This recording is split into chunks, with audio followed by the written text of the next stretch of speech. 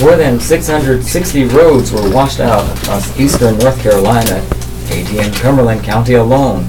An estimated 19,000 businesses were destroyed or damaged in eastern North Carolina, and there have been nearly 82,000 applications for federal or state assistance. Total damage and lost income in the eastern part of the state is nearly $5 billion. So far, we've received $1.5 billion in aid. It's a safe bet that many of the state's losses will never be made up. They called Matthew the storm of a millennium. Well, they said that about Hurricane Floyd, and that was only 18 years ago. They used the same label for Hurricane Harvey's flooding in Houston this year. We may be looking at a trend: bigger, stronger, wetter tropical storms inflicting increasing worse damage, even as more Americans are migrating toward our coast. In this region, we're learning a lot about what we need to be ready for a stormier future. While we may be well set in terms of emergency shelter, we aren't so prepared to provide long-term shelter to people and families whose homes are destroyed. Our first responders need additional transportation, especially high-clearance vehicles, and we need more teams well-trained in swift water rescue. And the storm showed a host of reasons why we desperately need that new, consolidated 9/11 center. City and county politicians are delaying with their battle over controlling it. Just as important, we know better than ever just how much we need to improve our stormwater management systems. Even in a normal downpour, we experience flooding in yards and roads across Fayetteville. In a storm like Matthew, we're simply inundated. Now, it's physically and fiscally impossible to build protection for a storm of that magnitude, but we also know that flooding would have been less severe if our stormwater management systems were upgraded to the level that city planners believe we should have. We also can better identify now the places across this region where people simply should not build houses. We need to take advantage of existing buyout programs or create new ones. Rebuilding after every storm of that magnitude could become an intolerable taxpayer burden. Storms like Matthew are going to be the new normal in the South. Our old floodplain maps are hopelessly obsolete. It's time to steer development to higher ground. Time, too, to rethink the heavier taxpayer subsidies that support federal flood insurance programs. If people insist on having waterfront homes, that's their choice. They should not be subsidized by our government budgets. A lot of climate scientists believe that Matthew-like storms are going to be a more regular part of life in coming decades. Given all the climate changes we're seeing, especially the warming ocean waters that give hurricanes greater force and add substantially to their moisture content. We need to improve our readiness for them and take measures that will minimize the damage they can create. We really don't have any other good choices.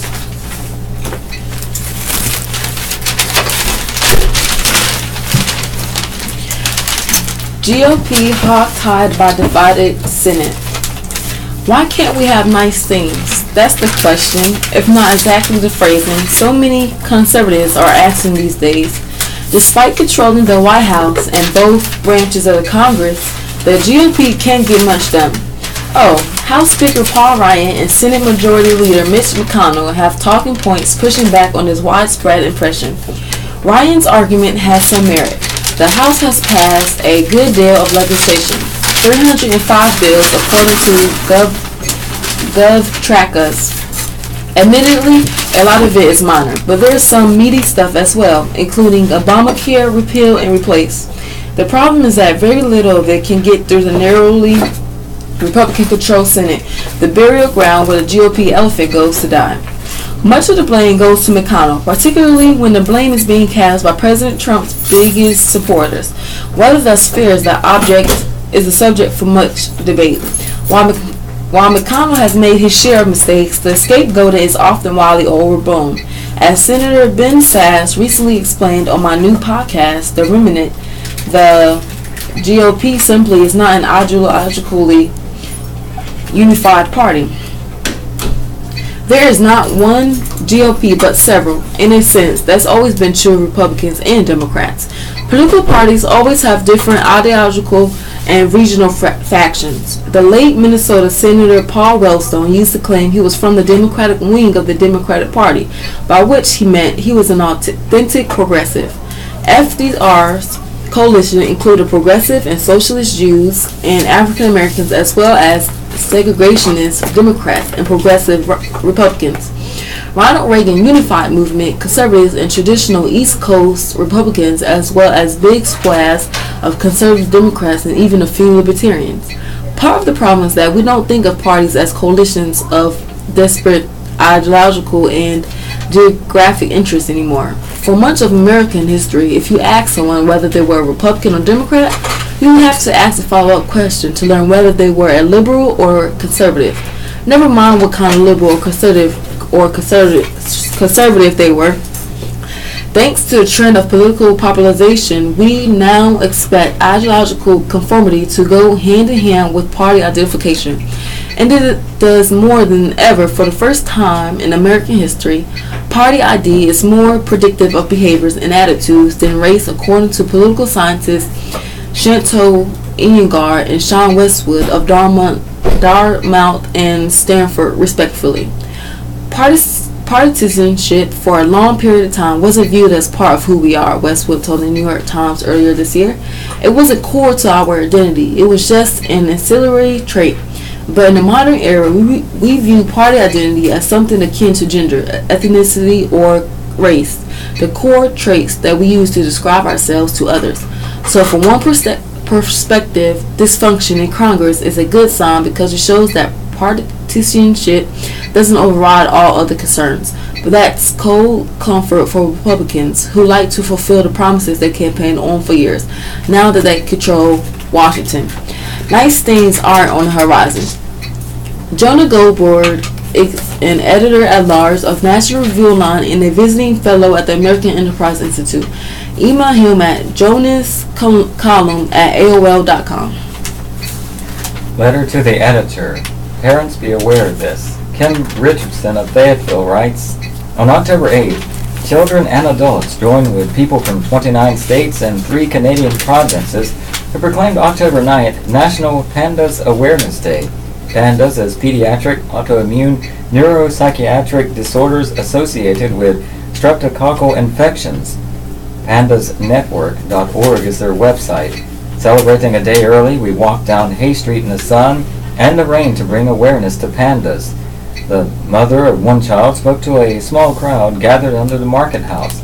She explained that pandas occurs when the bacteria that causes strep throat gets loose in the brain. When this happens, the brain becomes inflamed. The entire brain is under attack, causing children to abruptly present with many psychiatric illnesses such as severe anxiety, OCD, tics, food avoidance, handwriting and math regression, rages, and many others. An estimated 1 in 200 children have pandas. It is not rare and just rarely diagnosed because parents and physicians are not aware of it. With early diagnosis, most children can make a full recovery with antibiotics. Left untreated, the damage becomes more severe. City candidate forums are tonight, Tuesday. Voters will have the opportunity to hear from candidates for Fayetteville Mayor and City Council during forums tonight and Tuesday at Fayetteville Technical Community College. The forums are hosted by the Fayetteville Observer along with the Greater Fayetteville Chamber and the Longleaf Pine Realtors, formerly the Fayetteville Regional Association of Realtors. Each forum is from 6:30 to 8:30 p.m. in the Tony Rand Student Center, 2201 Hull Road. They are free and open to the public. Mayor Nat Robinson and his challenger, Mayor Pro Tem Mitch Colvin, are scheduled to attend both forums. The City Council candidates will be split over the 2 nights. Candidates from Districts 2, 3, 4, and 5 will appear today. Candidates for Districts 1, 6, 7, and 8 will take part Tuesday. The candidates for City Council are District 1 incumbent Kathy Keith Jensen and Curtis L. Brown Sr., District 2 Dan Colleton and Tyrone Williams, District 3 Tisha S. Waddell and Jeremy D. Wright, District 4 incumbent Chalmers McDougald and DJ Hare, District 5, Johnny Dawkins and Henry Tyson. District 6, incumbent Bill Chris and Tony Stewart. District 7, incumbent Larry Wright and Trayvon McNeil. And District 8, incumbent Ted Mon and John Minor.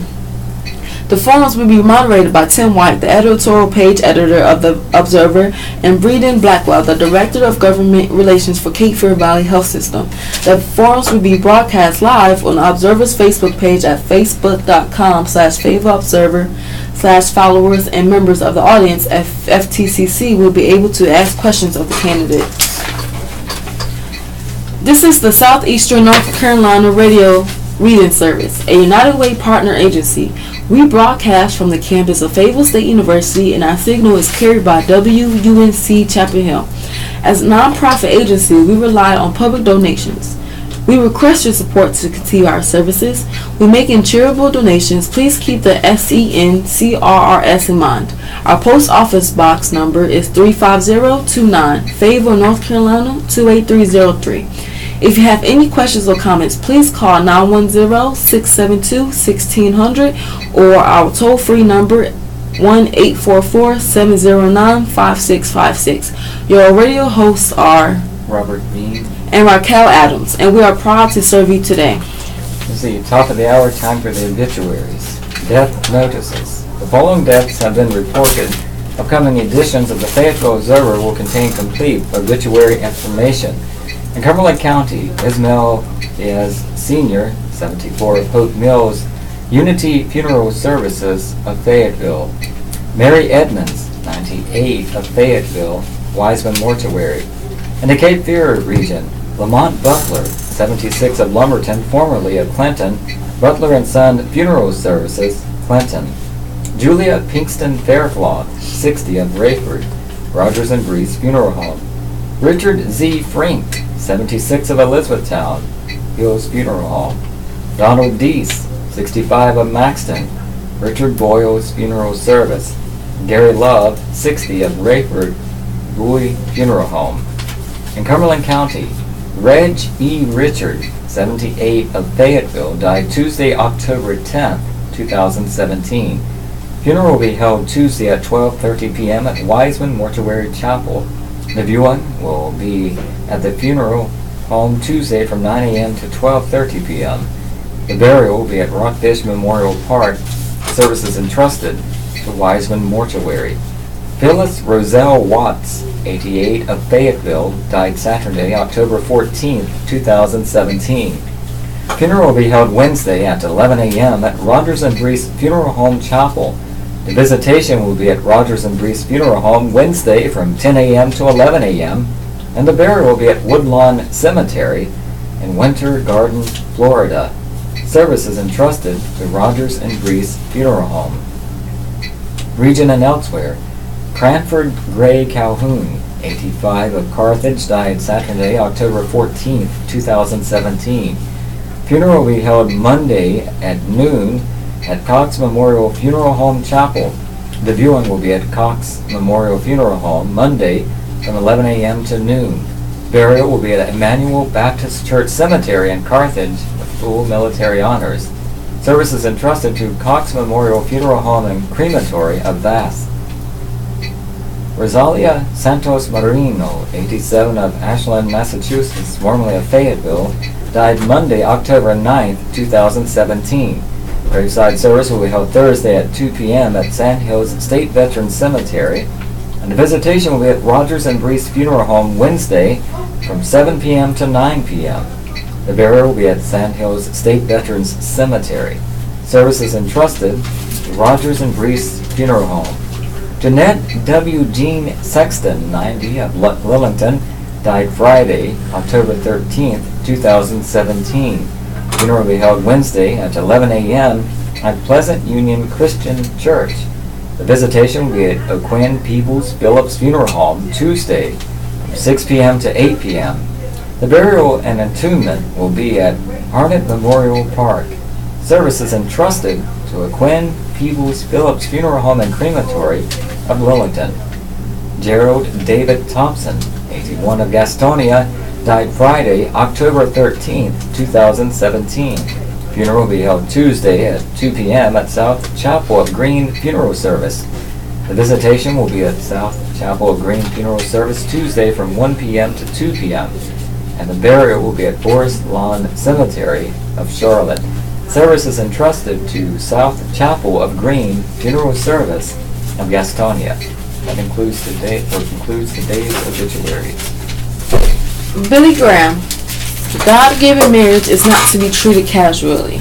Question. My parents never bothered to get married, and now that I'm in high school, it gets kind of embarrassing when my friend starts asking about it. I've told my mom that I wish they get married, but they don't seem interested. Should I just forget about it? DL. You can't force your parents to get married, of course. They alone must make that decision. You can, however, gently encourage them to take that step, not just to save you from any further awkwardness, but for the sake of their relationship. After all, what is marriage? Admittedly, some people treat it casually, just as they treat divorce casually. But in its deepest sense, marriage is a solemn vow that a husband and wife make before God. A vow to be committed to each other no matter what the future holds, and to help each other and be faithful to each other as long as they live. Pray for your parents that they'll discover this truth. Jesus said, therefore, what God has joined together, let no one separate. Remember, God gave marriage to us, and He meant it for our good. Although your parents have chosen to remain unmarried, I sincerely hope you won't follow their example, but will seek God's will and follow His path as you consider marriage. Marriage is one of the most important decisions we'll ever make, and I pray you won't take it casually when the time comes for you to marry. But right now, you can make an even more important decision, and that is to give your life to Jesus Christ. God loves you, and He wants to make you part of His family forever. Ask Christ to come into your life today. It's the most important decision you will ever make. Readers can write to the Reverend Billy Graham at the Billy Graham Evangelistic Association, 1 Billy Graham Parkway, Charlotte, North Carolina, 28201, or call 8772-GRAHAM. The website for the Billy Graham Evangelistic Association is at billygraham.org.Tribune Media Services. Dear Abby, with Gene Phillips. Recruit's mom wonders how often she should write. Dear Abby, my son and I are very close. He joined the Marine Corps, a decision I fully support, and shipped out recently. I've read on a Marine family site that frequent letters from home are encouraged, so I had letters written even before I got his mailing address. I sent out 3 letters the day I got his address, and another one 3 days later. They always start off with a supportive declaration. I'm proud of you. You can do this, before moving on to what I hope are amusing anecdotes about what's going on at home. I avoid topics that would make him homesick. I signed a letter with the initials of my son's nickname for me. Last night, another family member told me I'm writing too often. That person has written 1 letter so far and plans to wait at least a week before sending another. A family member said that the drill instructors and other recruits will notice and label my son a mama's boy. This has caused me significant distress. Please tell me which is right. The website that recommends frequent letters, or my family member who advocates cutting back drastically. Mom of a Marine. Dear Mom, unless the family member is speaking from first-hand experience, trust the military family website. However, because you are concerned, ask your son how he feels about the fact that you write so often, and ask him to be honest. Dear Abby, in view of all the recent tragic events that have happened, you would do a great service to remind everyone to be careful when donating. A lot of the money that was donated for 9/11 and other tragedies never got to the victims. Unfortunately, when tragedies occur, scammers view them as an opportunity to line their pockets. I'm not sure how to make sure the money gets to the right people, so I haven't donated at all. Can you help with some information on this? Diana in Texas. Dear Diana, some appeals are indeed scams. That's why it's important for kind-hearted people to be able to tell the difference. A way to verify that a charity is legit would be to visit charitynavigator.org. It will tell you what percentage of the money you donate will go toward overhead and how much actually reaches those who need it. Charity Navigator also publishes donor advisories, typically within a week of the event, to ensure that those searching the site for an organization can see if it is not a legitimate nonprofit entity. Readers can write to Dear Abby at dearabby.com or P.O. Box 69440, Los Angeles, California 90069. This comes from Universal Euclid. Horoscope by Stella Wadler. Born today. You often mistakenly think that other people's failures are your failures, and conversely, that your successes actually belong to others. The truth is that you are talented, intelligent, capable, and quite clever when it comes to maneuvering in a difficult and complex world. Libra. What you want to do in the company of others today is likely to be far more important to you than anything you accomplish in complete privacy. Scorpio, you can present your ideas in the most straightforward manner today, and you will receive the kinds of responses you had hoped for. Sagittarius, you are able to do something for the first time and pull it off without a hitch today. Others are envious of your natural flair. Capricorn, you don't want to risk offending today, so no matter what you think or how you feel, you must express yourself in a rather conservative manner. Aquarius, be genuine today and eschew the kind of posing and posturing that others have so often been guilty of lately. Pisces, you may not be able to put a new and exciting plan into motion today without first adapting it to your situation and needs. Aries, what you put in front of another's eyes for critical examination is more important to you than you know. Taurus, by direct, forceful, and unflinching today, you surely get the results you're after, though someone may object to your tone. Gemini, you may have to cast your net far and wide today in order to catch what you most need or want. Are you out of your comfort zone? Cancer, focus on where you are going in that time you have to get there. It all comes together in a way that proves inspiring. Leo, you may have to take a break today at the point at which you are making the most progress. You'll get back up to speed with little effort. And lastly, Virgo, you may not get what you want today without making a special arrangement with someone who has more power than you originally thought.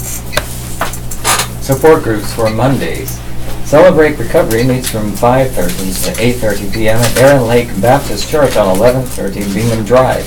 This is a multi-denominational Christ-based 12-step program. It can include post-traumatic stress disorder, depression, abuse, drugs, alcohol, and more. For more information, call 424